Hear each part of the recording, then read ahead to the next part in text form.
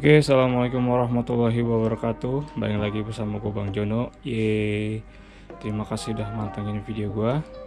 Oke guys, jadi gue hari ini mau berbagi tips saja buat teman-teman. Jadi kemarin itu gue mengalami kendala di mana selang oli gue yang ini nih, selang oli rem, oli samping itu copot. Jadi sedikit cerita flashback ke belakang. Jadi waktu pas malam itu gue nyetim ya. Setelah nyetim selesai, akhirnya gue coba untuk manasin mesin, dan suara yang ditimbulkan itu kan agak beda, jadi posisinya agak tinggi. Ya, gue juga bingung kenapa. Yang pikiran gue sih, gue pikir itu mungkin mesinnya masih dingin atau gimana. Akhirnya gue coba lagi, ya udah gue matiin, gue hidupin lagi. Nah, suaranya agak berubah sedikit. Alhamdulillah masih bisa jalan ke rumah, kebetulan emang deket rumah. Ya udah, akhirnya tuh motor langsung gue masukin. Nah, beberapa harinya setelah gue pakai buat kerja, nah itu suara mesinnya itu udah berubah, dan asap yang kebetulan juga asapnya juga ada keluar. Nah, gue pikir aman dong, ya kan. Akhirnya gue pakai jalan. Kebetulan waktu itu gue mau berangkat ke kantor, ya gue mau kerja, gue pakai jalan, dan tiba-tiba kok selama perjalanan gue tuh merasa gasnya itu tuh nggak enak ya. Si gasnya ini nggak enak banget. Gue pikir juga, wah mungkin karena settingan anginnya atau settingan gasnya agak berubah nih, ya kan. Akhirnya gue cek lagi, ternyata gue coba kulik sedikit anginnya, akhirnya bisa, tapi berubah lah, cuman kurang nggak enak lah rasanya. Dan setibanya di kantor, di parkiran, sorry agak ada suara motor mau gue pinggir jalan. Nah, setelah gue cek itu di sini banjir nih, jadi posisi olinya tuh numpuk di sini dan bleber ke bawah-bawah. Dan ternyata selang ini copot guys. Jadi selang ini copot, gue nggak teliti lagi, bodoh banget gue. Akhirnya mau nggak mau sorenya setelah gue mau pulang kerja baru gue cek, dan ternyata si selangnya ini tuh copot, dan di ujungnya itu udah pecah gitu guys. Udah pecah. Nah, di sini gue mau kasih solusi buat temen-temen ya, sedikit tips dari gue. Jadi apa yang gue alamin kemarin itu, di posisi selangnya ini ya, sebenarnya sih gue pengen copot, cuman gue nggak berani lagi. Gue malas banget nyopot.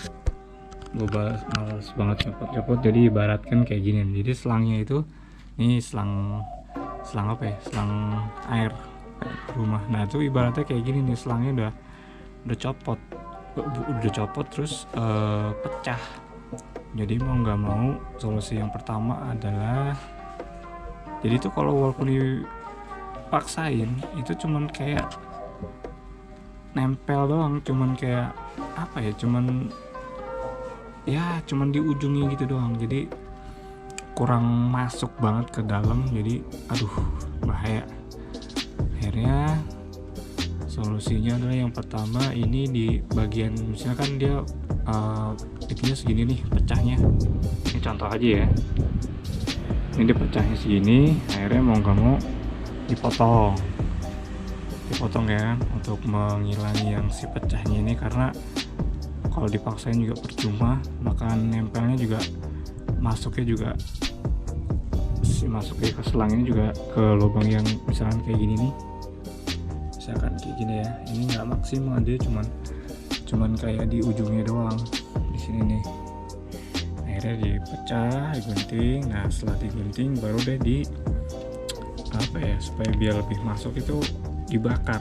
Nah dipanasin, sekelilingnya panasin. Nah ujungnya ini kayak dimasukin obeng lah, atau apalah pokoknya besi supaya seukuran kayak gini supaya dia masuk. Dibakar.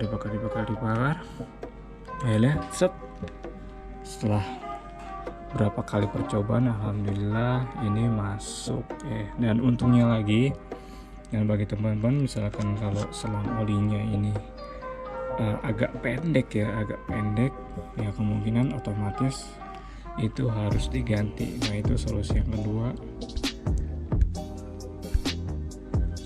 Misalkan kalau ukuran selangnya ini ke bawah nih nggak nyampe atau udah kependekan, ya mau nggak mau otomatis harus diganti. Dan mengapa ini pecah? Mungkin karena emang udah dimakan usia kali ya.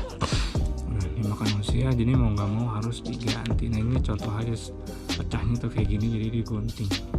Solusi yang pertama adalah digunting, potong lah, ngilangin pecahnya. Takutnya kalau pecahnya misalkan kayak segini nih, itu kemungkinan bisa panjang.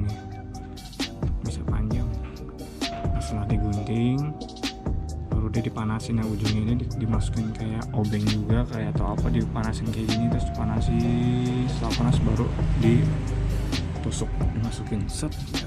Alhamdulillah jadinya kayak gini nih. Udah sih kelihatan jadinya kayak gini nih. Ya lumayan rapi lah walaupun keadaannya darurat. Nah itu yang solusi pertama tuh digunting, terus dipanasin, dibakar dikit, terus dimasukin ininya baru ya walaupun harus berulang kali.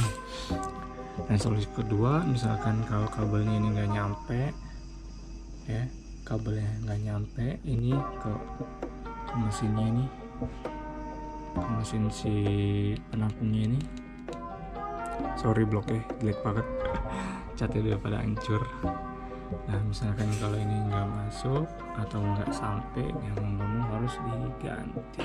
Nah itu dua solusi dari gua buat teman-teman. Dan solusi yang ketiga adalah, jadi jarak tempuh rumah gue ke kantor itu lumayan jauh, jadi sekitar kurang lebih 21-22 km. Dalam kondisi si oli samping nggak masuk itu gue riskan banget. Untungnya si blok ini nggak nyeket ya, si sehernya tuh nggak nyeket. Untung gue nggak apa-apa di jalan, padahal selama di jalan ya lumayan lah, gue agak geber-geber dikit, namanya jalan sepi ya. Gue lewat Margonda, gue lewat Juanda, nah ini gue geber dikit ya, untungnya selamat. Dan solusi yang ketiga itu yang berhubungan dengan itu adalah ketika kalian isi bensin, walaupun si pompa oli kalian masih bisa otomatis ya, gue saranin sih di tangkinya tetap dimasukin ya kayak biasa, dimasukin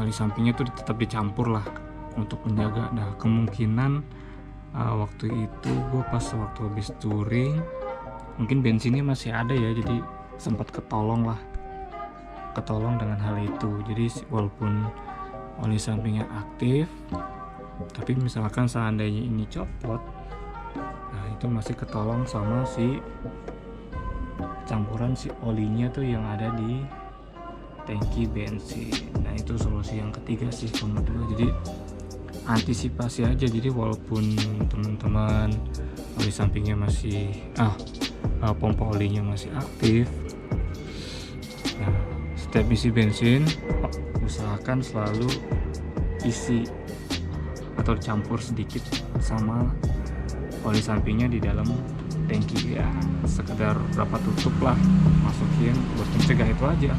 Untungnya gue nggak nyeket lah itu, alhamdulillah nggak nyeket, nggak problem. Dan ya bersyukur banget lah gue masih bisa aman motor gue. Oke. Mungkin itu aja tips dari gue kalau kendala si pompa olinya ini copot ya, jadi harus rajin ngeliat lah, ngecek. Gue bodoh banget waktu itu main posisi emang udah malam, dan udah capek, udah ngantuk, jadi motor udah masukin aja, nggak ngeliat ngecek lagi. Jadi gue tuh fokusnya ke kesana aja tuh, ke settingan gas sama ke settingan angin, udah itu aja. Jadi gue nggak ngecek lagi oli si kabel, oli sampingnya yang masuk ke karburator. Oke guys, mungkin itu aja tipsnya dari gue. Terima kasih sudah menonton. Thank you. Salam Raja.